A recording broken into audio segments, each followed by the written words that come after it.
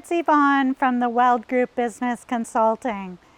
You know, I'm often talking to my clients and I'm documenting their human resources manual, and part of that is to list all of the roles in the organization. Many times we talk about the organizational chart, and people will say to me, I don't like hierarchies. I hate when it's like feeling like this person's better than the person below them because of the hierarchy of the organization. I'd like to invite you to think of this a little bit differently. And this is what I work with my clients on. Instead of thinking of it as a hierarchy, I want you to think about it as an accountability. So, if we are accountable to everyone, we are accountable to no one. If we are accountable to no one, then that's when things start to get lost. So, instead of creating a hierarchy and thinking of it as a hierarchy, think of it as an accountability. Who's accountable to whom? And this is very important to share this with your employees. Because here's what happens.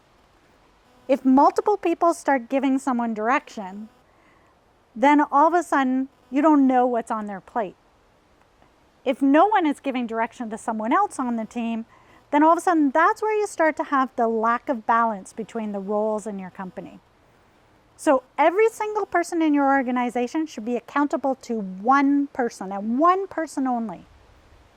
All direction, all tasks, all the things that need to happen with that person should come through that person. And if you want to know how things are going, then you go to the person that they're accountable to. Now, I'm not trying to say that you can't work with people within the organization, you can't talk to each other. But before you give someone a task, it's important to go to the person they're accountable to and say, what does that person's workload look like? See, just recently I was working with a company, and here's what was happening. Multiple people were giving each other tasks. There was multiple people who were asking for reporting, and all of a sudden the employees were like, I don't know who I'm supposed to tell this to. I can't remember who gave me what tasks. I can't remember any of that. Whereas when you have an accountability, and it's very clear as to which roles are accountable to who, this solves that problem. So if this is an issue in your company where you can't keep track of who's doing what, where there's a discombobulation, I guess you could say, between who has more tasks, who has less tasks, and you'd like to figure out how to make sure your organization is fair and equitable, and that there's no one wondering, who am I accountable, or who's in charge of me, or anything like that, let's have a conversation.